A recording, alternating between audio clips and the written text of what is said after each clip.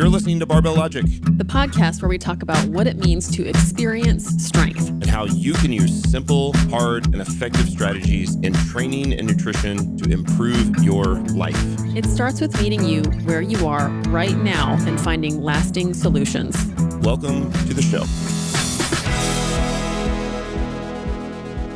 Hey, everybody. Welcome to the Barbell Logic podcast, Beast Over Burden. I'm your host, Niki Sims. I'm a coach at Barbell Logic, and also I'm the Chief Experience Officer. With me is the Chief Operations Officer, also a coach, Andrew Jackson. Hello, hello. Good afternoon. How has your popcorn diet been? Any good popcorn stories lately? Took a break a little bit. I don't think I've had a bag of popcorn since Monday, maybe Sunday night. So a good 5 days. Because I finally bit the bullet and just ordered some sodium supplement tablets. Yes. So I've been experimenting with that instead of the popcorn, and definitely a lower calorie option. For sure. And less fun to eat, but also less messy on the couch. Indeed. Far fewer snacks, but yes, then you can't find the snack later on. I never do that. Never do that. Fewer treasures. We also tried a non-alcoholic beer that we thought was pretty darn tasty. Yeah. Actually, the first time I got it was last summer, accidentally. I was at Whole Foods, and they, right next to the hot bar, they had a bunch of single can beers. And I thought, I'll just grab a couple IPAs. And I remember looking at the label, and I was like, wow, 70 calories. In a hazy IPA, right? In a hazy IPA, or this one at the time, it might have just been a IPA. Sit down, I start eating dinner, take a sip of the beer, and I'm like, wow, that's amazingly good. And I'm there with Claire, and I'm like, I can't believe, how did they do this? Well, how many calories did it have on the can? It was 70 calories for a beer, for an IPA, amazing. Which is insane. And then, of course, it was non-alcoholic. It felt ridiculous that I didn't notice that. But it was packaged just like any other beer, and there's a zillion of them in any store in the Northwest. But they're actually pretty good.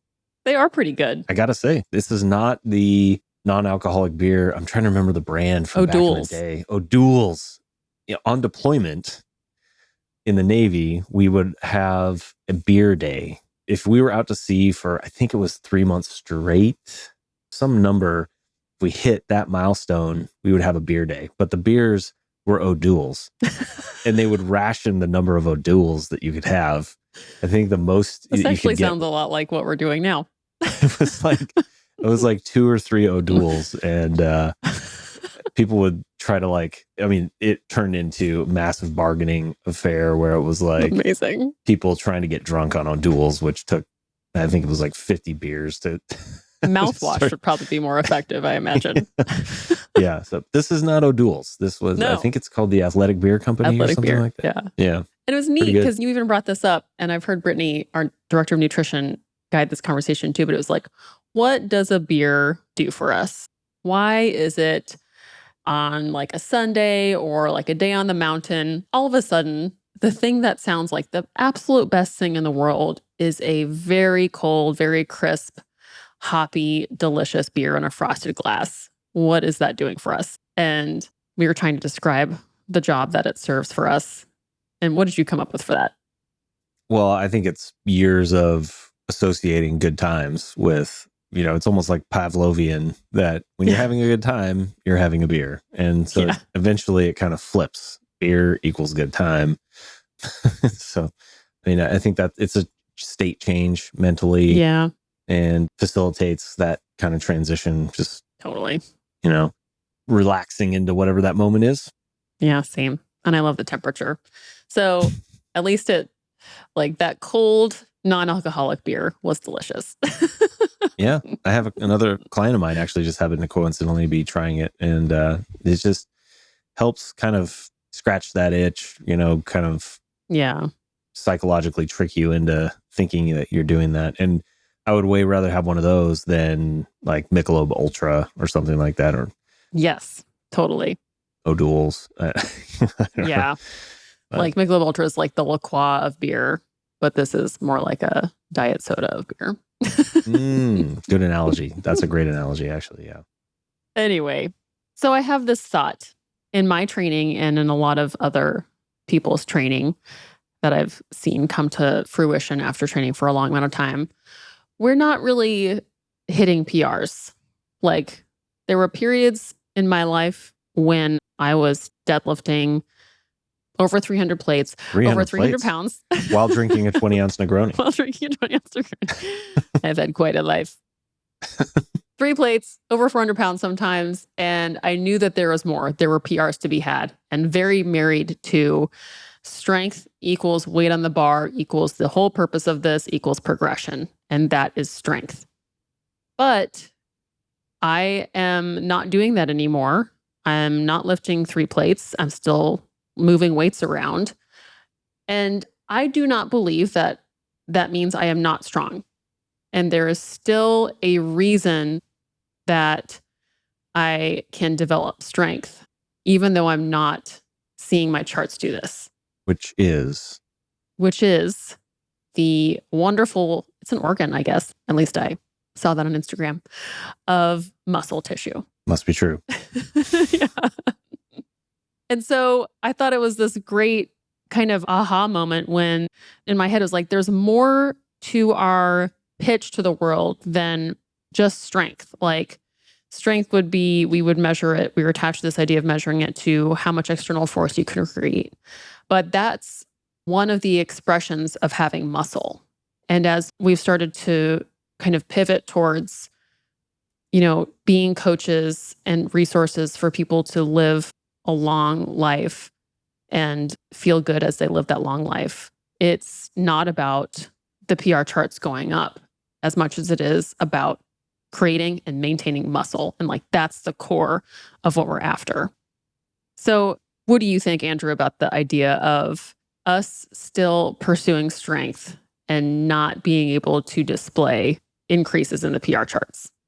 Yeah, we have certainly talked about and still do value strength as a byproduct of what we're doing with our training. It's an expression of the ability to produce force, is how we've defined strength forever, or it is the definition of strength.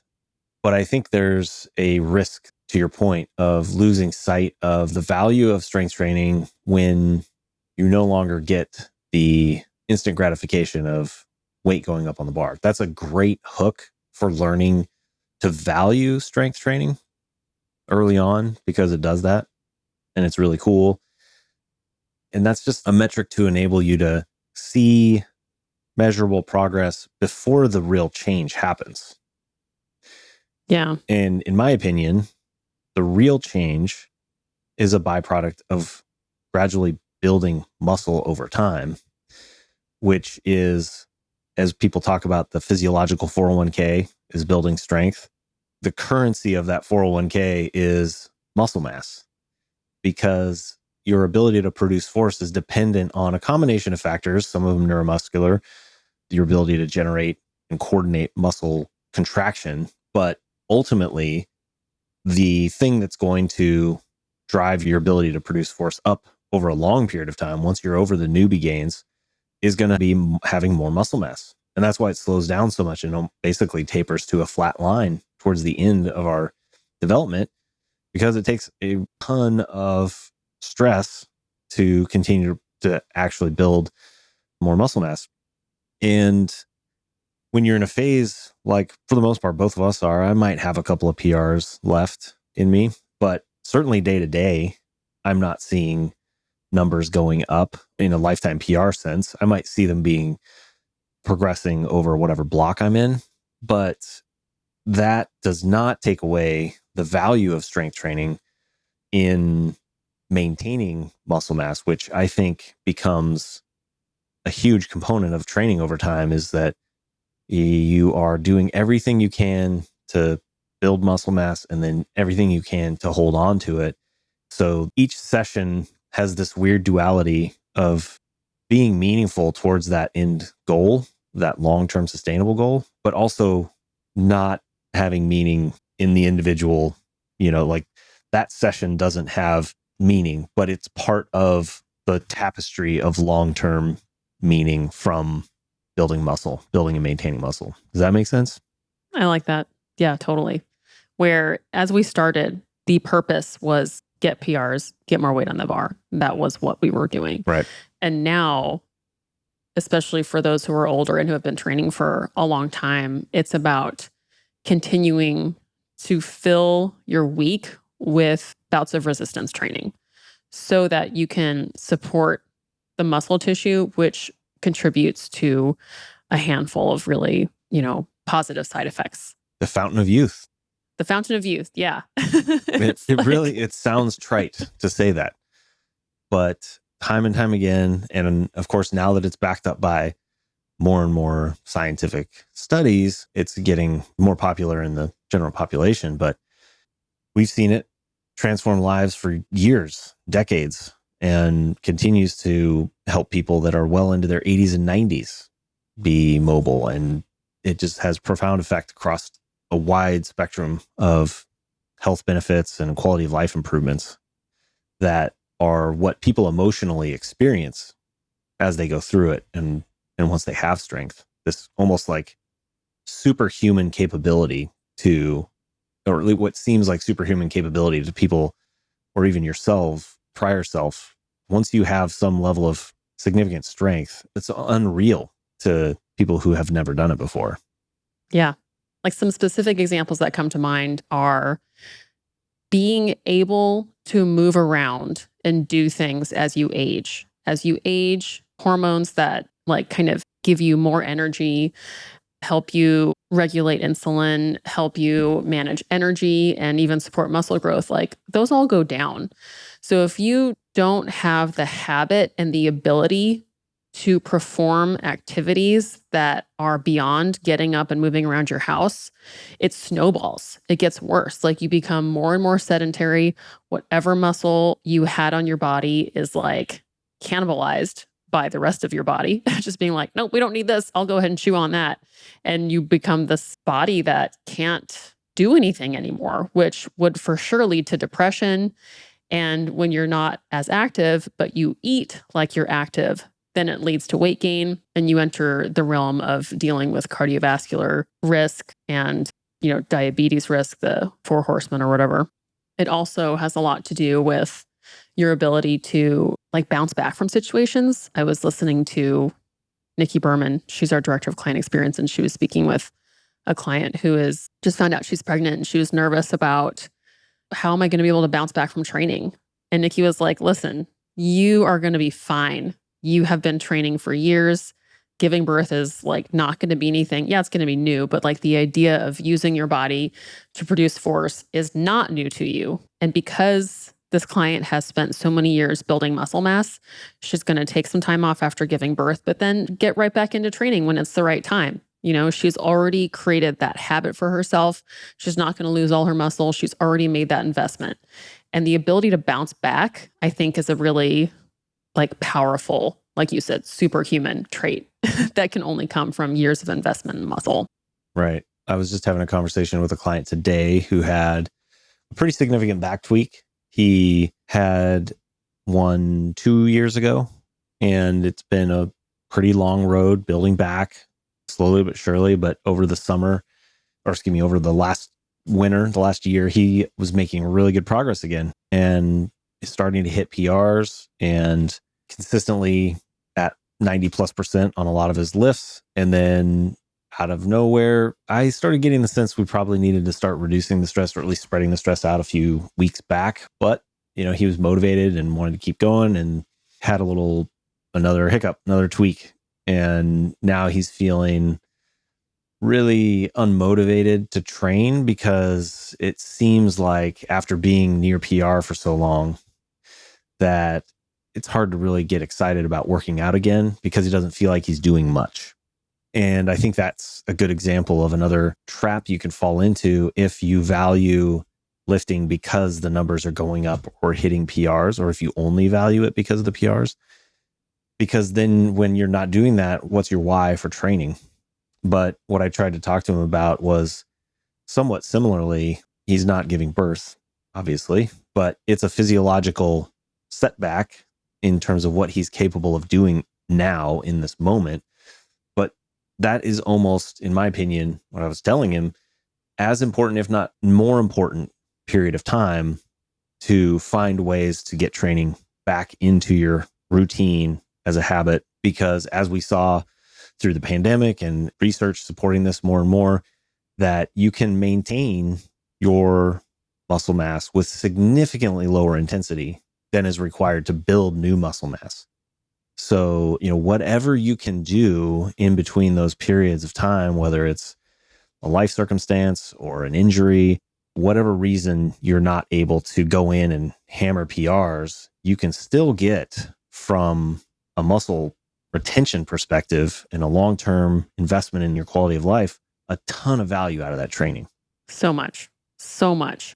And it's such a good reminder to yourself when you're going through that you're not incapable anymore. Like, you're not broken. You can do things that make a significant impact in a very good way, and you are still capable. Right. You will be okay. You will be worse off if you stop moving. Right. I think we have this conversation. A lot of our coaches have this conversation that if I'm not ramping up for a PR, well, I guess I probably should just take a break from training and sayonara to coaching.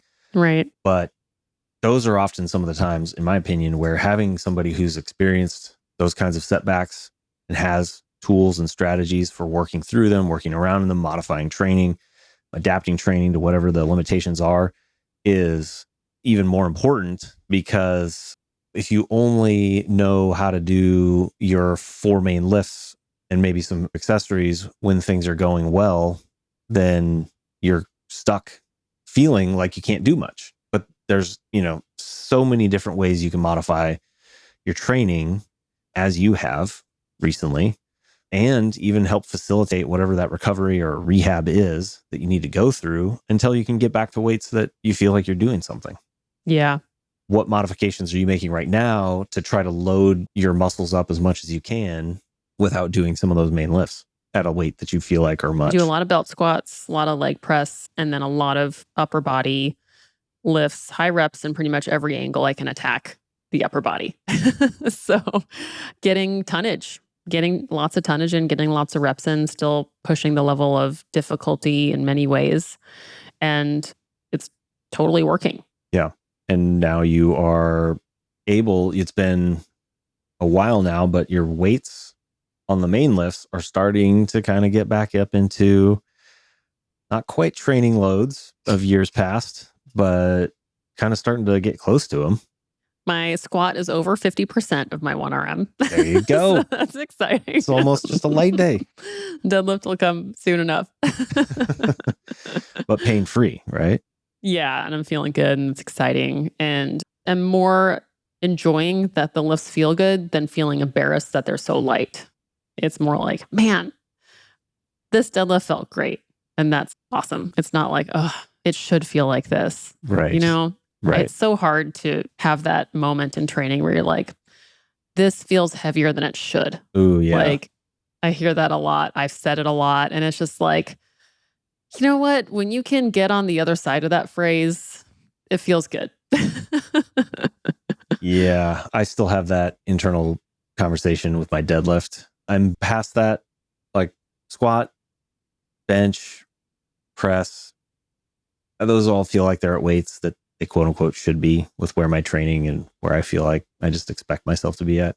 The deadlift is still about 20 kilos off of that, 45, 50 pounds of like, But similar to you, I'm able to quickly bring myself around to being grateful that I'm able to lift the weights I am without pain, or without feeling like I'm on the verge of some sort of weird spasm. So that's definitely helpful to focus on that gratitude. Totally.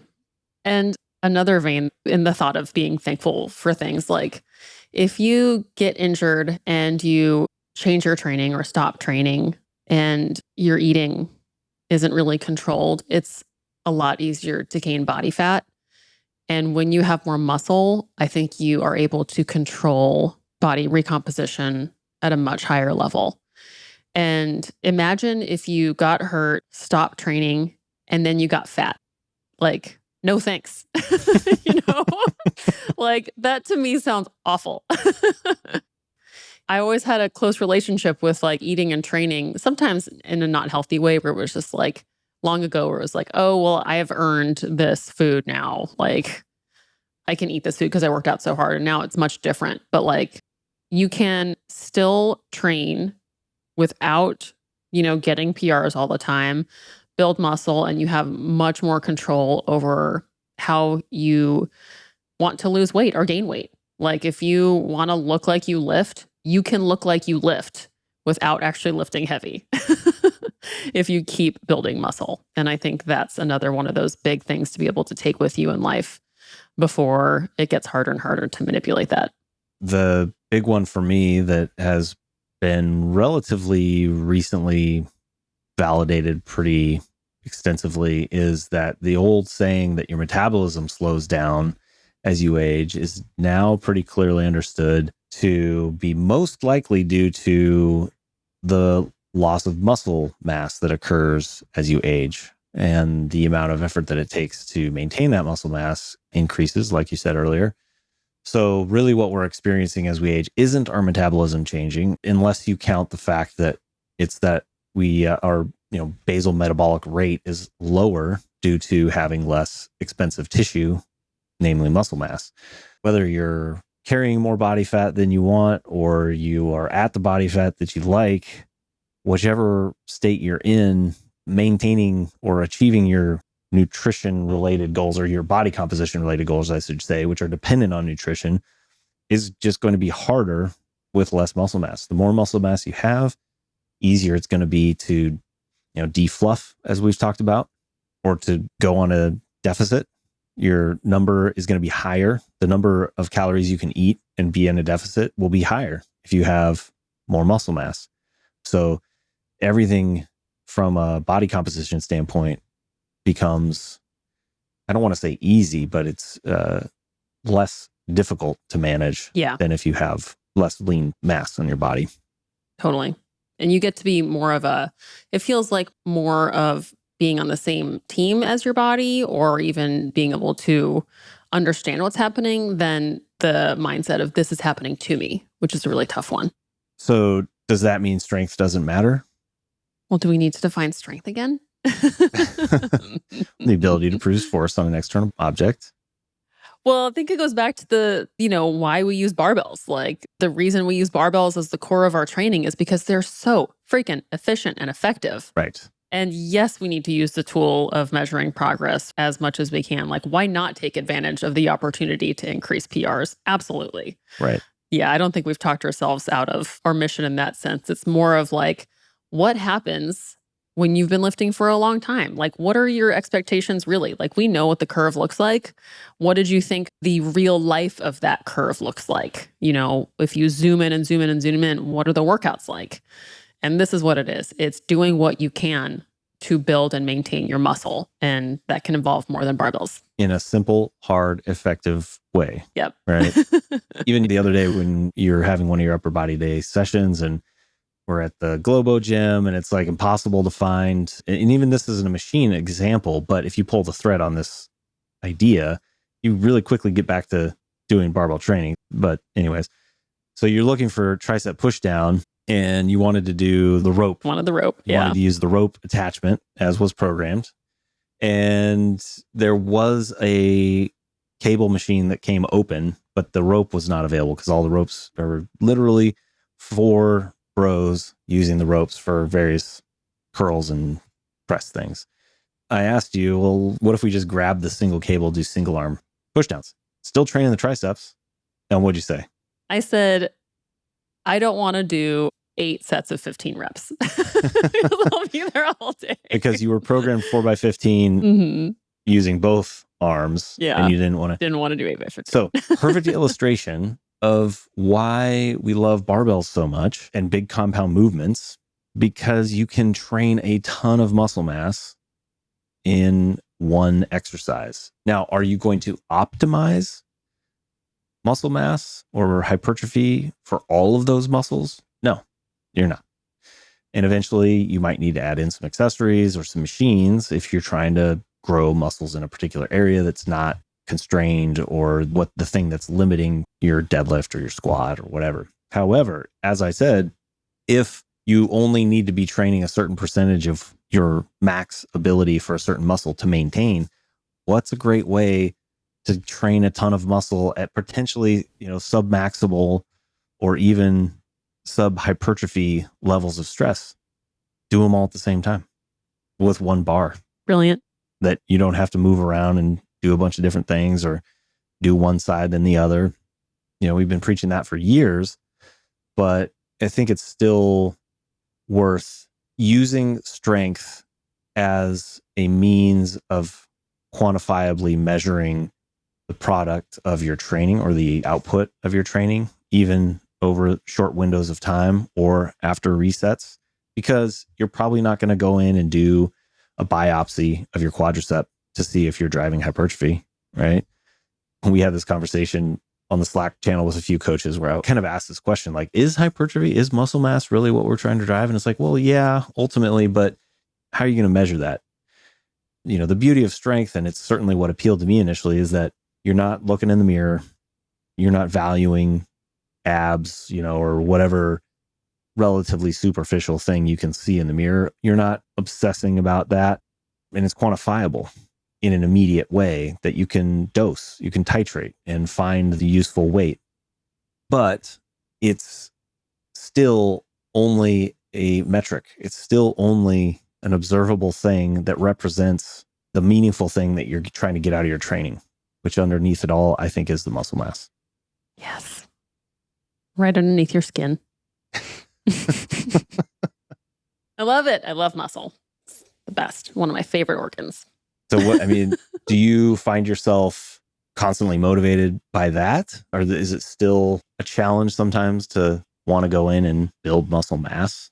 There are some days where I'm just like not jazzed by having to do a bunch of reps of something just because it's not like a satisfying movement pattern, or just, I don't know, it just takes a while to get through all the reps. But just not doing it is really not an option. Like having muscular definition and having the investment of muscle on my skeleton as I, get older, that's so important to me. So are you starting to drift into take your medicine camp? I don't know, because it's still my fun part of the day. It's like, put on music and wear the clothes that I love and have fun. It's like playtime. Yeah. So no, maybe some parts of it would be, but I love it. You seem like you're still on the training is fun zone. Yeah, it's been more so lately.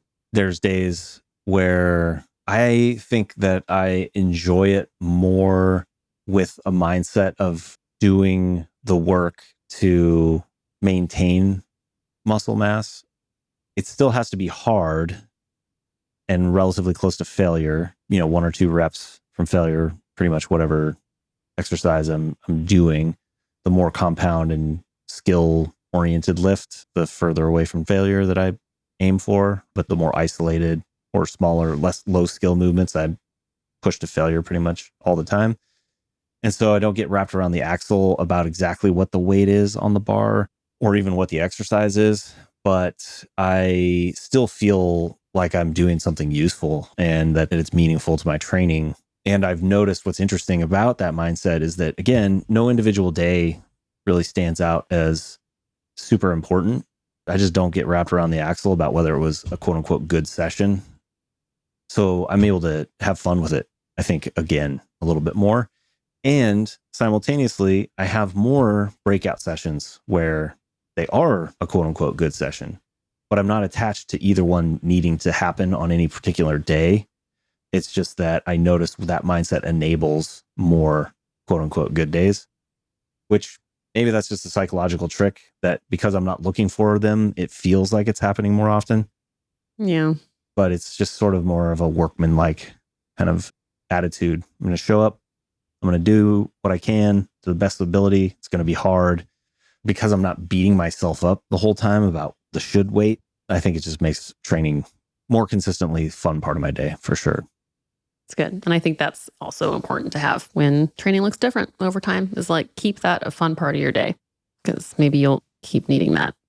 It really helps having a coach that I can just outsource the programming, so he's giving me my structure, the template, the direction, kind of nudging me to push here, pull back here, try a different variation, because sometimes I find myself thinking, well, maybe I'll just go in and wing it, but that doesn't work. Like there still needs to be some overarching strategy. Yeah, you have to believe in the purpose of it. Yeah, exactly. And I think if I were to totally take my hands off the wheels and just go into the gym and do quote unquote what feels good, I don't think it would be as productive. But because I've outsourced thinking about that, I can kind of just go in and execute the plan to the best of my ability and know it'll be adjusted as needed to keep things moving forward. Love it. Well, if you're curious about what that might be like working with a coach, I would encourage you to schedule an experience call with us. We've noticed that this time of the year is kind of a tough time coming back from the holidays, where the holidays were probably a big ordeal. You might still feel exhausted from it. Maybe you've come back to work and everybody's circling back and closing the loops, and it's just a lot. And sometimes training kind of has to change. And so we've been hearing that within our team and then from our clients. So know that there are ways to adjust to what is optimal for you right now. And I would suggest doing an experience call with us, because that's what we're here for. It's really an hour for you to ask us questions about your training. It's totally free. So if you want to check that out, it's barbelllogic.com/experience. And you'll either be with me, Nikki Berman, or one of our other team members like Chrissy or Ian. We'd love to talk with you about that. So thank you, Andrew. It's fun building muscle, fun talking about it. And see y'all next week. Bye-bye.